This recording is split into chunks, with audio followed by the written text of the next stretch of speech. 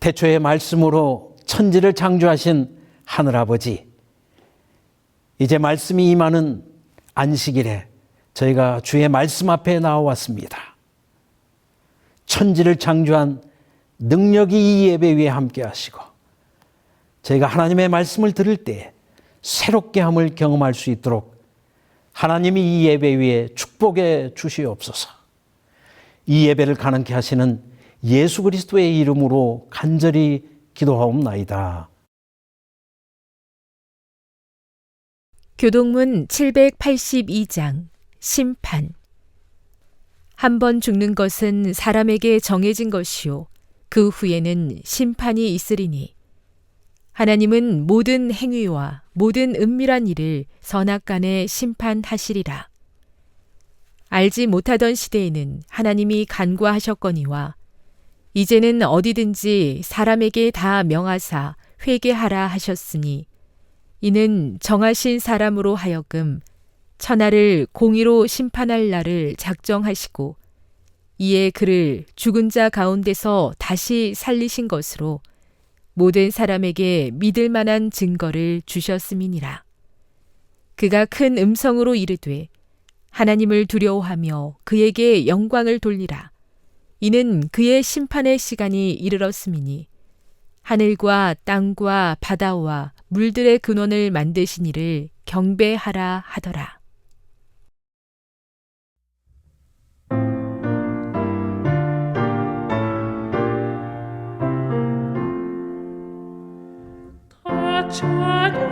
찬양하여라 전능한 창조의 주께 내 하나 주 찬양 평강과 구원의 주님 성도들아 주 앞에 나와서 다 같이 주 경배하세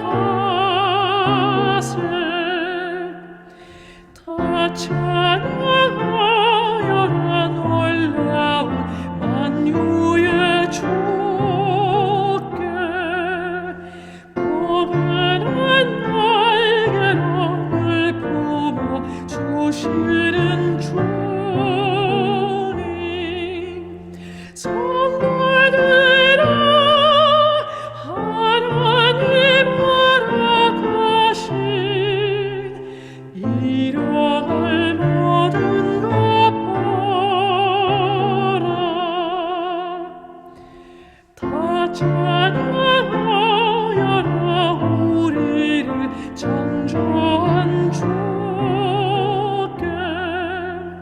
사랑과 은혜로 돌보아 주시는 주님 슬플 때에 위로해 주시는 이 영원히 주 찬양하라.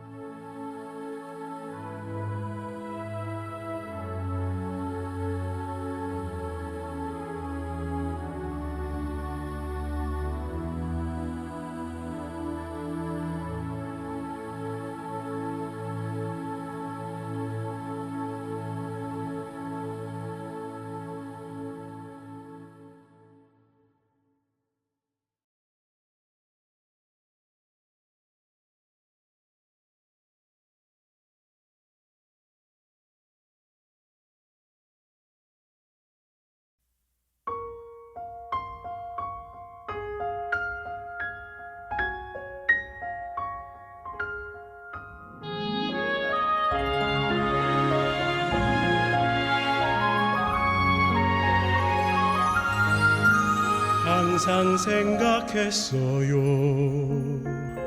언제 나를 찾으시는지, 언제 내 이름을 부르시는지. 내가 잘못된 길 갈 때 나를 부르시는 걸까요? 내 도움 필요하실 때 나를 찾으시는 걸까요? 항상 궁금했어요. 왜 우릴 찾으시는지, 왜 우리의 이름을 부르시는지. 언제나 귀를 열고 고개 들어 하늘을 봤어요. 언제든 부르시면 순종으로 대답하기 위해 말씀하옵소서. 주의 종이 듣겠나이다. 말씀하옵소서. 주의 종 여기 있나이다. 말씀하옵소서. 제가 여기 있습니다. 말씀하옵소서. 말씀하옵소서.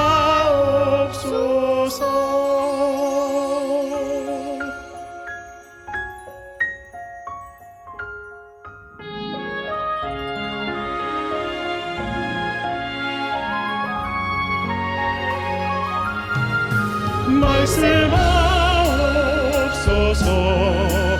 주의 종이 듣겠나이다. 말씀하옵소서. 주의 종 여기 있나이다.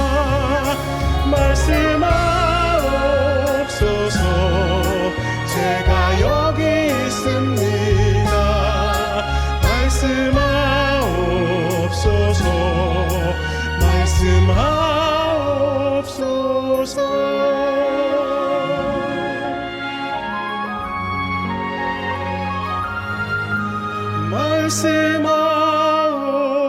말씀하옵소서.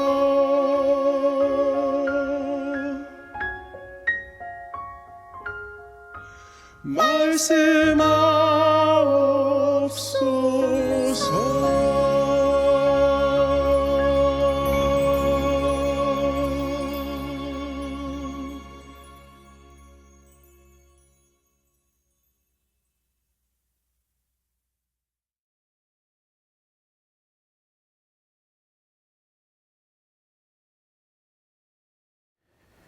오늘 거룩한 안식일 하나님의 성전에 오르신 여러분들을 하나님께서 만나주시기를 간절히 바랍니다.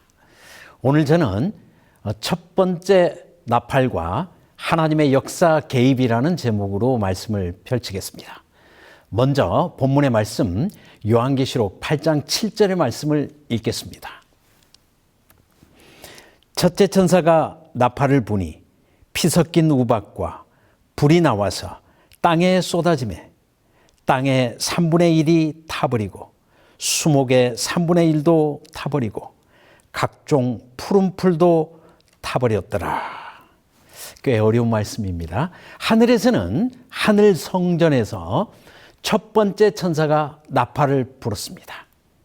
이 땅에는 피 섞인 우박과 불, 참 기이하지만 피와 불과 우박과 이런 것들이 하늘에서 땅으로 쏟아져 내리는 이러한 장면이 펼쳐지고 있습니다. 그리고 이 땅의 3분의 1이 영향을 받습니다. 특별히 수목의 3분의 1이 타서 사유해지는 이러한 모습이 펼쳐지고 있습니다. 지난 시간에 저희는 7 나팔의 서론 부분을 살펴봤습니다.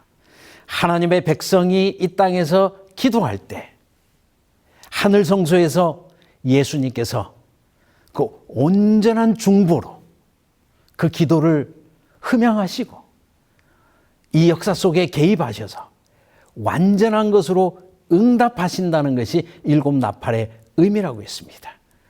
하나님께서 말로만 기도를 듣는다고 하시고 우리의 삶 속에 구체적으로 개입해 주시지 않는다면 그 하나님의 능력을 우리가 어찌 신뢰할 수 있겠습니까? 일곱인에서는 의인들의 기도가 하늘로 올려진다면 일곱 나팔에서는 그 기도가 구체적으로 이 땅에서 응답되는 모습을 보여주고 있습니다. 오늘은 그 첫 번째 응답, 첫 번째 나팔을 살펴보는 것입니다. 먼저 우리는 피 섞인 우박과 불을 이해하기 위해서 구약 성경 출애굽기 9장 23절의 이하의 말씀을 살피겠습니다. 또 제가 읽겠습니다. 출애굽기 9장 23절 이하 말씀에 모세가 하늘을 향하여 지팡이를 들매 여호와께서 우레소리와 우박을 보내시고 불을 내려 땅에 달리게 하시니라. 여호와께서 우박을 애굽 땅에 내리시매 우박의 내림과 불덩이가 우박에 섞여 내림이 심히 맹렬하니 25절 중간 이하 사람과 짐승을 막론하고 밭에 있는 모든 것을 쳤으며 하나님께서 이스라엘 백성을 압제하고 모세를 통해서 하나님의 기별을 여러 번 듣지 않는 바로와 애굽의 모든 사람들에게 우박을 내리고 피 섞인 불이 하늘에서 내리고 이러한 재앙을 통해서 특별히 이 일곱 번째 재앙을 통해서 애굽을 심판하시고 경고하시고 하나님 백성에게 희망을 주시는 하나님의 역사 개입을 우리는 출애굽기 9장에서 볼 수 있습니다. 이 비슷한 장면이 첫째 천사가 나팔을 불 때 이 땅에서 진행되고 있는 모습을 우리는 볼 수 있습니다. 그러므로 하늘에서 피 섞인 우박이 내리고 불이 내린다는 것은 하나님께서 이 땅의 역사에 개입하시되 특별히 하나님의 백성을 압제하는 악인들을 향해서 하나님께서 구체적으로 역사 속에 개입하시는 모습, 심판하시는 모습을 보여주고 있다는 것을 알 수가 있습니다. 그런가 하면 수목의 3분의 1이 불의 사유였다고 했습니다. 이 수목이 무엇인지 또 구약 성경을 통해서 살펴보도록 하겠습니다. 시편 1편 1절 이하의 말씀을 제가 읽겠습니다. 복 있는 사람은 악인들의 꾀를 따르지 아니하며 죄인들의 길에 서지 아니하며 오만한 자들의 자리에 앉지 아니하고 3절입니다. 그는 시냇가에 심은 나무가 철을 따라 열매를 맺으며 그 잎사귀가 마르지 아니함 같으니 그가 하는 모든 일이 다 형통하리로다. 구약 성경은 거듭거듭 하나님의 백성을 수목으로 이야기하고 있습니다. 나무로 이야기하고 있습니다. 그리고 특별히 푸른 나무, 이것은 의의 백성을 상징하고 있습니다. 그러므로 첫째 나팔에서 하늘에서 피, 우박, 불이 섞여 내리면서 수목을 사유였다고 하는 것은 하나님께서 이 땅의 역사에 개입하시되 특별히 하나님의 백성을 핍박하는 악인들에게 개입하시되 수목을 사윈다고 하는 것은 하나님의 백성에게 개입한다는 것을 보여주고 있습니다. 언뜻 생각하면 좀 모순처럼 보입니다. 애굽에 불이 우박이 내릴 때는 악인들에게 내리기 때문에 당연한 것으로 생각할 수 있지만 지금 첫째 나팔은 수목으로 상징된 하나님의 백성에게 하나님의 심판을 상징하는 우박과 피가 내리는 것은 조금은 혼란스러울 수 있습니다. 그러나 결과적으로 보시면 구약의 한때 하나님의 백성으로 하나님의 수목으로 상징되었던 이스라엘은 하나님을 멀리 떠나고 하나님을 완전히 배반해서 은혜의 시기가 맞춰져 갈 때 하나님께서는 이스라엘을 심판하시는 모습이 구약의 마지막과 신약의 시작 부분에 기록되어 있다는 것을 알 수가 있습니다. 그러므로 한때 하나님의 백성이었던 이스라엘은 이제 하나님을 배반하고 교회, 초대교회를 핍박하는 핍박자의 모습으로 변질된 것을 볼 수가 있고, 하나님께서는 그 역사 속에 개입하셔서 구약의 타락한 이스라엘에게 개입하는 모습이 첫째 나팔에 나타나고 있다는 것을 알 수가 있습니다. 이를 위해서 이미 다니엘을 통해서 이스라엘을 위한 하나님의 은혜의 기간이 언제까지 맞춰질 것인지를 예언해 주고 있습니다. 다니엘 9장 24절 이하의 말씀을 읽겠습니다. 내 백성과 내 거룩한 성을 위하여 이른 이래를 기한으로 정하였나니, 하나님께서는 이스라엘 백성을 향한 은혜의 기간이 70일에로 맞춰질 것을 예언했습니다. 그러므로 선택된 민족으로서 한때 하나님의 의의 나무로서 이스라엘을 향한 은혜의 기간은 70년이라고 하는 그 연수로 맞춰지게 될 것이었습니다. 그리고 일은 70일에로 맞춰지게 될 것이었습니다. 그날 이후에 하나님께서는 교회를 통해서 역사하실 것이었습니다. 그러므로 한때 하나님의 백성이었던 이스라엘을 심판하시는 하나님의 모습, 이제 구약이 끝나고 신약이 시작되는 모습을 하늘에 피 섞인 우박이 이 땅에 내려서 그 수목을 불사르는 모습으로 나타나고 있다는 것을 알 수가 있습니다. 침례 요한도 이렇게 이야기했습니다. 이미 도끼가 그 나무 뿌리 위에 얹혀져 있다고 했습니다. 이제 구약의 이스라엘의 시간은 끝난 것입니다. 이 구약의 심판에 대해서 베드로전서는 하나님께서 그 시대를 심판하실 때 먼저 하나님의 백성을 심판하신다는 것을 알려주고 있습니다. 베드로전서 4장 17절 이하의 말씀을 제가 읽겠습니다. 하나님의 집에서 심판을 시작할 때가 되었나니 만일 우리에게 먼저 하면 하나님의 복음을 순종하지 아니하는 자들의 그 마지막은 어떠하며, 하나님께서 구약을 심판하시고 십자가를 거절한 백성들을 심판하실 때 먼저 하나님의 백성을 심판하시고 주변 국가를 심판하는 것입니다. 늘상 하나님의 심판은 이런 순서로 진행되었습니다. 7 나팔도 첫째 나팔은 한때 하나님의 백성이었던 이스라엘의 심판으로 시작해서 이제 로마와 이방으로 이어져 가고 있는 것을 알 수가 있습니다. 그런데 하나님께서 이스라엘을 심판하시고 이스라엘을 떠나가실 때 매정하게 그냥 떠나가지 아니하셨습니다. 구약의 마지막에 하나님께서는 선지자를 집중시키시고 이스라엘의 12사도를 이스라엘의 구원을 위해서 다 순교자로 간절한 모습으로 그들을 위해서 이스라엘의 마지막을 일깨우기 위해서 노력하셨습니다. 사도행전 1장 4절 이하의 말씀을 제가 읽겠습니다. 사도와 함께 모이사 그들에게 분부하여 이르시되 예루살렘을 떠나지 말고 내게서 들은 바 아버지께 약속하신 것을 기다리라. 예수님께서 승천하시면서 이제 구약의 은혜의 시간이 다 맞춰져 가지만 제자들에게 예루살렘을 떠나지 말고 이제 멸망으로 치닫는 이스라엘의 마지막 구원을 위해서 순교의 열정을 불살아 줄 것을 예수님께서 부탁하시는 모습입니다. 얼마나 간절하게 자기 백성의 마지막을 한 사람이라도 더 구원하기 위해서 예수님께서 제자들에게 당부하시는 말씀입니다.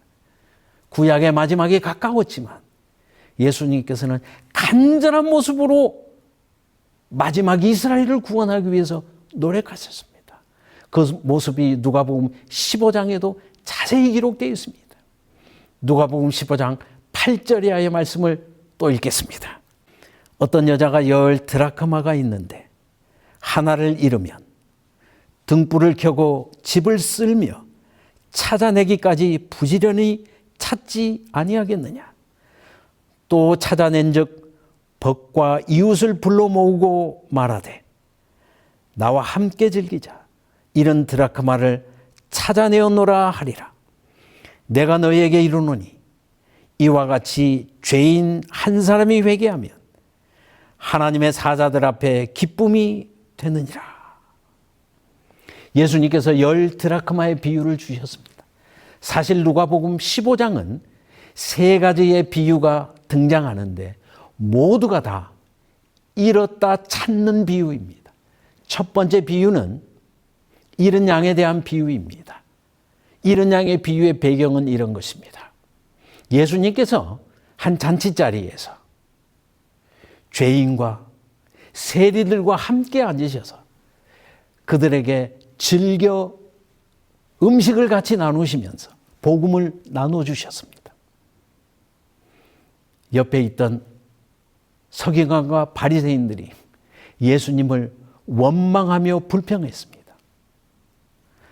그가 자칭 선지자라면, 자칭 메시아라면 어떻게 죄인에게 율법을 전하는가? 죄인에게 구원을 전하는가? 죄인에게 어떻게 복음을 나눌 수 있으며 우리의 의식법에도 맞지 않는 죄인과 한 자리에 앉아서 음식을 먹을 수 있단 말인가? 이 젊은 자칭 선지자요 메시아라고 하는 이 예수는 진짜 선지자가 아니라고 하는 것을 이야기하면서 복음을 값싸게 전하는 듯한 예수님에게 불평과 원망을 했습니다. 그때 예수님께서 서기관과 바리새인들의 원망을 들으시고 잃은 양의 비유를 주셨습니다. 한 목자에게 양이 100마리가 있는데 한 마리를 잃으면 들에서 그 양을 찾기까지 찾지 않겠느냐? 그리고 찾으면 가슴에 안고 그 양 찾은 기쁨 때문에 친구들을 불러 잔치하지 않겠느냐? 그런데 예수님의 이 비유는 내가 이 땅에 오신 목적, 이 땅에 온 목적은 모든 사람을 찾아 구원하기 위해서 왔고 그 중에는 이 죄인과 세리들이 포함되어 있다는 것을 말씀하셨습니다. 그런데 이 잃은 양의 비유를 듣고도 서기관과 바리새인들은 깨닫지 못했습니다. 자신들이 찾아야 될 이 양들, 자신들은 구약의 율법을 가지고 있었지만 이 잃어버린 자들에게 그 율법을 전하지 않았습니다. 그들의 구원을 위해서 아무 일도 행하지 않았습니다. 오히려 구원을 전하는 예수님을 원망하며 불평했습니다. 예수님께서 내가 잃은 자를 찾을 때 너희가 나와 함께 즐거워하는 것이 마땅하니라라고 설교했지만 이 서기관과 바리새인들은 잃은 양의 비유를 깨닫지 못했습니다. 그러므로 예수님께서 두 번째 드라크마의 비유를 주셨습니다. 잃은 자 중에는 양처럼 집 바깥에서 잃은 자도 있지만 드라크마처럼 집 안에서 잃은 자도 있다고 말씀하셨습니다. 그들은 서기관과 바리새인들이었습니다. 잃은 자 중에는 양처럼 자기가 잃어버렸다는 사실을 알지만 찾지 못하는 자들도 있고, 그런가 하면 드라크마처럼 자기가 잃어버린 바 당했다는 것을 알지도 못하는 잃은 자가 있다고 말씀하셨습니다. 드라크마가 자기가 잃어버렸다는 사실을 알지 못하는 것처럼 지금 서기관과 바리새인들은 자신들이 잃어버림 당했다는 것을 알지도 못하고 있습니다. 그들은 집 안에서 잃어버린 자들이었습니다. 자신들의 상태도 깨닫지 못했습니다. 그러므로 예수님께서 잃은 자를 찾아서 즐거워할 때 그 즐거움에 참여하지 못하고 오히려 예수님을 비난하게 되었습니다. 예수님의 관심은 이제 죄인과 세리에서 서기관과 바리새인들에게로 옮겨가고 있습니다. 간절한 모습으로 잠시 후에 은혜의 시기가 맞춰지는 이스라엘의 지도자들을 향해서 거듭거듭 나는 잃은 자를 찾으러 왔다고 말씀하셨습니다. 그런가 하면 예수님의 세 번째 비유의 말씀은 일명 탕자의 비유입니다. 마다들은 밭에 있다가 돌아와 집에 가까이 왔을 때에 풍악과 춤추는 소리를 듣고 한 종을 불러 이 무슨 일인가 물은데 대답하되 당신의 동생이 돌아왔음에 당신의 아버지가 건강한 그를 다시 맞아들이게 됨으로 인하여 살찐 송아지를 잡았나이다 하니 그가 맏아들이 노하여 들어가고자 하지 아니하거늘. 29절 이하입니다. 아버지께 대답하여 이르되 내가 여러 해 아버지를 섬겨 명을 어김이 없거늘 내게는 염소 새끼라도 주어 나와 내 벗으로 즐기게 하신 일이 없더니 아버지의 살림을 창녀들과 함께 삼켜버린 이 아들 둘째 아들이 돌아오매 이를 위하여 살찐 송아지를 잡으셨나이다. 이 말씀 속에 첫째 아들의 불평과 불만, 원망이 담겨 있습니다. 이 첫째 아들이 사실 진짜 탕자입니다. 사실 누가복음 15장 세 번째 비유에 두 아들 모두가 탕자입니다. 둘째 아들은 잃었다 돌아온 탕자였습니다. 첫째 아들은 스스로 잃어버린 바를 알지 못하는 집안에 있는 탕자였습니다. 마치 첫째와 비유의 둘째 비유의 말씀에서 드라크마가 집 안에 있는 잃은 자였던 것처럼 지금 맏아들은 집 안에 있는 잃은 자입니다. 자신이 잃어버렸다는 사실도 알지 못합니다. 불평과 불만을 늘어놓습니다. 아버지는 둘째 아들과 함께 이 잔치에 참여하는 것이 마땅하다고 요청하고 있지만 이 아들은 즐거워하지 못하고 있습니다. 그들은 서기관과 바리새인의 모습이었습니다. 예수님께서는 거듭거듭 관심을 집안에 있는 잃어버린 자, 유대의 지도자들을 향해서 집중하셨습니다. 첫 번째 비유를 듣고도 깨닫지 못하는 이제 끝이 가까운 이스라엘의 지도자들을 향해서 드라크마의 비유를 또다시 펼쳐주셨습니다. 두 번째 비유를 듣고도 깨닫지 못하는 그들에게 세 번째 비유를 통해서 추적해 들어가셨습니다. 끝까지 추적해 오시는 이 예수님의 사랑이 이스라엘을 부르시는 이 예수님의 간절한 부르심이 이 비유를 통해서 느껴질 수 있습니다. 이스라엘의 끝이 가까웠고 구약의 종말이 가까울 때 예수님은 멸망해가는 자기 백성을 향해서 여러 비유를 통해서 그들을 지금이라도 돌아오라고 예수님께서 간절히 호소하고 있는 것입니다. 누가복음 19장 44절의 말씀을 제가 또 읽겠습니다.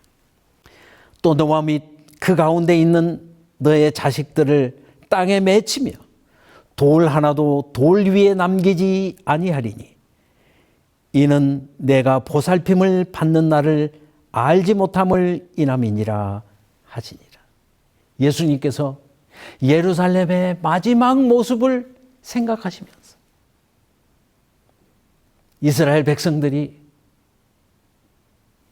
로마에게 점령당하고 예루살렘은 돌 하나도 돌 위에 첨놓이지 않고 다 무너져가는 이 광경을 내다보시면서 예언하시면서 경고하시면서 예루살렘을 향해서 눈물을 흘리셨습니다. 하나님께서 자기 백성의 마지막을 보시면서 눈물을 흘리셨습니다. 하나님께서 우시다니요. 첫째 나팔에서는 하늘의 우박과 피가 이 땅에 내려서 자기 백성을 사이어버리는 장면을 기록하고 있습니다. 하나님의 마지막 방법은 예루살렘의 멸망을 통해서라도 돌이키지 못하는 이스라엘을 교회로 이끄시기 위해서 하나님께서 심판을 행하시는 모습이 첫째 나팔에 기록되어 있습니다. 사실 하나님의 이러한 간절한 역사 개입, 도우심이 없었더라면 구약의 이스라엘 백성들은 신약의 교회로, 신약의 복음으로 들어올 수도 없었고 구원받을 수도 없었습니다. 그러나 하나님께서 이스라엘의 멸망이 가까웠을 때 여러 비유를 통해서 제자들을 직접 보내셔서 유대인을 큰 음성으로 부르시고 그들에게 가장 밝은 구원의 초청으로 인도하셨습니다.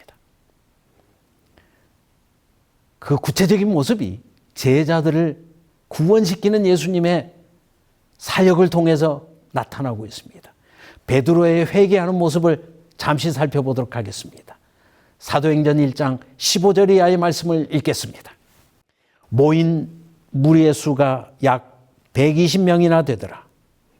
그때 베드로가 그 형제들 가운데 일어서서 이르되 형제들아, 성령이 다윗의 입을 통하여 예수 잡는 자들의 길잡이가 된 유다를 가리켜 미리 말씀하신 성경이 응하였으니 마땅하도다.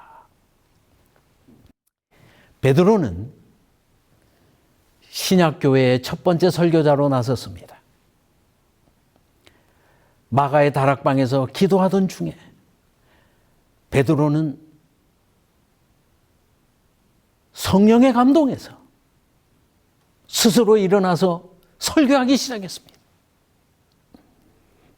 모든 사람이 열흘 동안 간절한 모습으로 성령을 간구하며 예수님의 도우심을 간구하며 기도할 때 베드로가 그들에게 설교한 첫 번째 설교 제목이 무엇이었는가 하면 유다가 죽는 것은 마땅하다는 것이었습니다. 왜 베드로가 첫 번째 설교를 가롯 유다가 죽는 것이 마땅하다고 설교했을까요? 유다가 예수님을 팔았다면 베드로도 예수님을 욕하며 부인했습니다. 예수님을 팔아넘기는 데 일조했습니다. 유다가 도망자가 되었다면 베드로는 도망자가 되었습니다. 유다는 인간적으로 볼 때 자기 죄책감에 자기 목숨이라도 내놓을 수 있는 용기 있는 사람이었지만 베드로는 그런 용기도 없는 사람이었습니다. 그런데 베드로가 자기와 형편이 비슷한 유다가 죽는 것이 마땅하다고 설교하는 그 설교의 제목이 인간적인 말로 가당한지 모르겠습니다. 그런데 베드로는 이런 설교로 신약을 시작했습니다. 왜 신약의 첫 번째 설교가 이런 설교가 되었고 이것을 왜 성경은 기록했을까요? 사실 베드로가 이런 설교를 할 때 유다와 자기 자신을 동일시하고 있다는 것을 우리는 알 수 있습니다. 형제들아, 유다가 배반자인 것처럼 나도 배반자이고 유다가 죽어 마땅한 사람인 것처럼 내가 죽어야 될 사람이지만 유다는 십자가의 때를 보지 못함으로 스스로 목숨을 끊었고 멸망으로 갔지만 나는 하나님의 은혜로 십자가를 보게 되었고 이제 십자가에서 나 같은 배반자도 구원하시는 하나님의 은혜를 분명히 알게 되었으니 형제들아, 나 베드로가 구원을 얻은 것처럼 나 베드로가 새 사람이 된 것처럼 내가 이제 구약의 백성이 아니라 신약의 예수님의 제자가 된 것처럼 형제들아, 너희들도 나와 같이 이 구원의 진리를 전하는 일에 나처럼 문을 열고 나아가서 십자가를 증거하는 증인이 되자고 설교하고 있는 것입니다.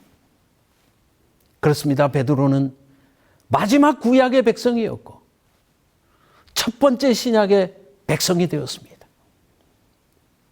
하나님께서 구약의 마지막을 예언하셨지만 복음을 가장 밝은 빛으로 전해주셨고 베드로와 같은 사람이라도 첫 번째 교인이 될 수 있는 길을 열어주신 것입니다. 그러므로 하늘에서 불이 내려서 자기 백성을 사위는 이러한 심판을 통해서 예수님은 가장 큰 음성으로 이제 구약이 끝났으니 교회로 들어오라는 가장 강력한 복음을 전하고 있는 것입니다. 그러므로 첫 번째 나팔은 초대교회 교인들이 드리는 기도의 응답으로서 여전히 구약에 머물러 있는 이스라엘의 허다한 백성을 부르시는 예수님의 하나님의 도우심이고 역사 개입이고 그 하나님의 구체적인 역사 개입이 예루살렘 멸망으로 나타나는 것입니다. 하나님께서 하늘에 불을 내려서 이스라엘을 심판하시고 예루살렘을 돌 하나도 돌 위에 첨놓이지 않고 다 무너뜨림으로 더 이상 구약의 제사가 아니라 신약의 복음을 통해서 구원받는다는 것을 이스라엘에게 분명하게 알려주는 모습이 첫 번째 나팔에 기록되어 있고 이것이 하나님의 구체적인 역사 개입이고 이것이 구약의 끝과 신약의 시작을 알려주는 모습입니다. 에스겔 16장 6절 이하의 말씀에 내가 너의 곁으로 지나갈 때에 내가 피투성이가 되어 발짓하는 것을 보고 너에게 이르기를 너는 피투성이라도 살라. 다시 이르기를 너는 피투성이라도 살라 하고 하나님께서 이스라엘을 처음 부르실 때 이스라엘은 부모가 없는 버려진 아이처럼 길가에서 피투성이의 모습으로 스스로 아무것도 할 수 없는 모습으로 버려져 있었습니다.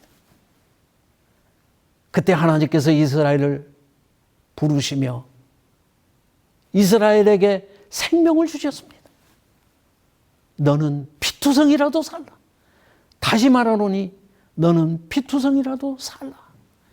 이렇게 하나님께서 이스라엘을 부르셨습니다. 그런데 이제 이스라엘은 스스로 율법을 버리고 스스로 배도의 길을 가고 하나님을 너무 멀리 떠나서 스스로 하나님을 찾을 수도 없는 지경에 이르게 되었습니다. 구약의 끝이 이르렀습니다. 그때 하나님께서 이스라엘을 그냥 버려두지 아니하시고 그들에게 하늘에 불을 내려서라도 그들을 다시 구원하시기를 원하셨고 예루살렘을 멸망시켜서라도 그들을 구원하시기를 계획하셨습니다. 그 구체적인 모습이 첫째 나팔에 기록되어 있고 애굽에 피와 우박을 내리고 불을 내려서 이스라엘을 출애굽시킨 것처럼 이스라엘 백성에게 예루살렘 멸망을 통해서라도 이제 신약의 복음으로 이스라엘을 들어올 수 있도록 하나님께서 초청하시는 모습입니다. 그것이 첫째 나팔에 기록되어 있습니다. 이스라엘아 너는 피투성이라도 살라라고 말씀하신 하나님께서 이스라엘아 예루살렘이 무너졌을지라도 이제 교회의 문이 열려 있고 이 문을 통해서 구원을 이룰 수 있으니 이스라엘아 이제라도 살라라고 하나님께서 초청하시는 것입니다. 이러한 하나님의 역사 개입을 통하여 수많은 이스라엘의 백성, 유대인들이 초대교인이 되었고 사실 초대교회의 첫 번째 교인들은 어김없이 다 유대인들이었습니다. 그들이 이방 땅에 나가서 복음을 전하기 시작할 때 이방의 많은 사람들도 이 초대교회의 교인이 되기 시작했고 그들은 예루살렘 총회를 통하여서 이방인도 교회 안에 받아들이는 이러한 결과 복음이 이방까지 확장되는 역사를 이루게 되었습니다. 그러므로 첫 번째 나팔은 구약의 마지막과 신약의 시작을 알려주고 있으며 그것의 중심에 이스라엘을 끝까지 끝까지 사랑하시는 예수님의 도우심이 기록되어 있습니다. 우리가 혹 복음을 들었을 때 첫사랑을 버릴 수도 있습니다.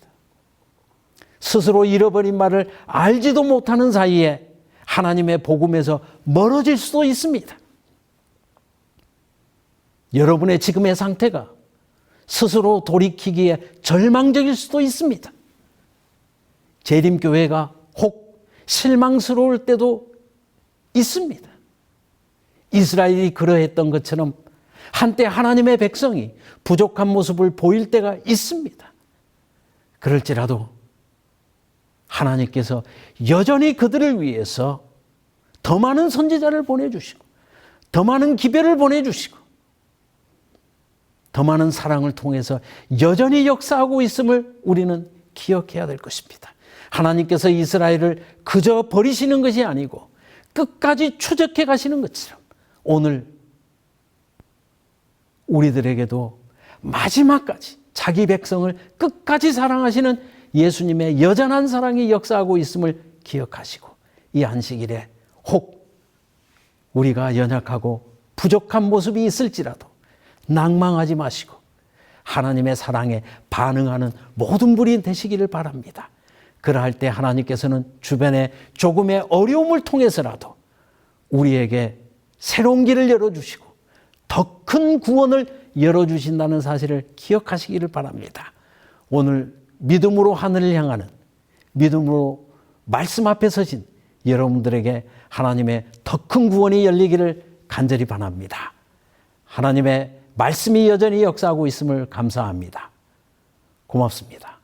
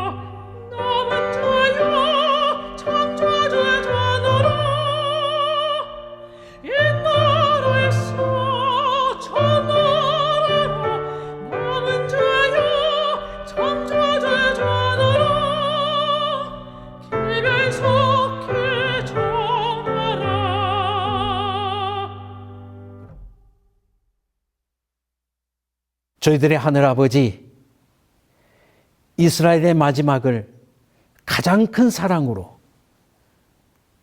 십자가의 밝은 빛으로, 더 큰 구원으로, 더 큰 섭리로 인도하셨음을 인하여 감사합니다.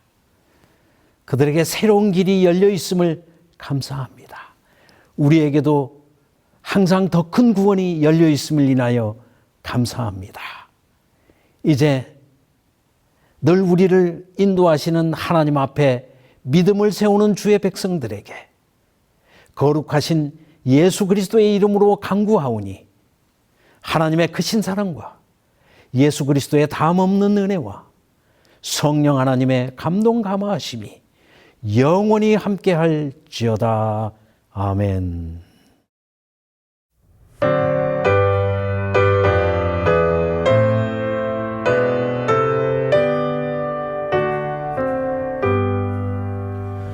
내